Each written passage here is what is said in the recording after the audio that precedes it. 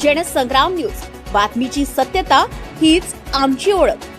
वर्ध्यातील गांधीबाग 3 वर्षापासून बंद, वन विभागाचा धक्कादायक कारभार। वन विभागाची लाखो रोपांचे उत्पादन बंद, रोजगारावर घाला एक झाड माँ के नामच्या घोषणा आणि बंद नर्सरी, प्रशासनावर सवाल।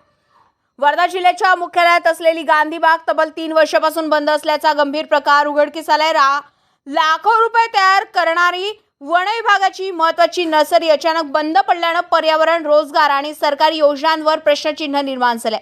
वर्धा तालुक्यातील वनपरिक्षेत्र अधिकारी कार्यालय परिसरात असलेली गांधीबाग 2023 पर्यंत सुरू होती, मात्र कोरोना काळात ही बाग बंद करण्यात आली आणि आजतागायत ती पुन्हा सुरू करण्यात आली। या बागेत दरवर्षी लाखो रोपे तयार करून जिल्हाभर वृक्ष लागवड केली जात होती, मात्र बाग बंद झाल्यामुळे येथे काम करणाऱ्या अनेक कामगारांचा रोजगार हिरावला गेलाय।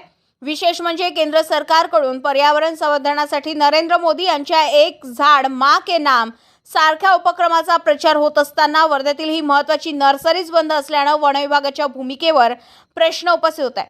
दरम्यान ही बाग सालोड येथे हलवण्यात आल्याची माहिती समोर येते। बागेसाठी लागणाऱ्या माती आणि रेती खरेदीत तांत्रिक अडचणी तसेच संभाव्य गैरव्यवहार असल्याचाही आरोप सूत्रांकडून केला जात आहे। स्थानिक नागरिकांनी ही गांधीबाग पूर्व जिल्हा मुख्यालयात सुरू करावी अशी जोरदार मागणी केली आहे। आता वन विभाग यावर काय भूमिका घेणार याकडे सर्वांचं लक्ष लागलंय। सरकारच्या वृक्ष लागवडीच्या घोषणा फक्त कागदावरच का? लाखो रुपये तयार करणारी सरकारी नर्सरी 3 वर्षापासून बंद का? रोजगार गमावलेल्या कामगारांना न्याय कोण देणार आणि या संपूर्ण प्रकरणाला जबाबदार कोण? वर्ध्यातील या गंभीर प्रकरणावर आता वन विभाग काय उत्तर देणार याकडे लक्ष लागलंय। रविराज घुमे, जनसंग्राम न्यूज, वर्धा।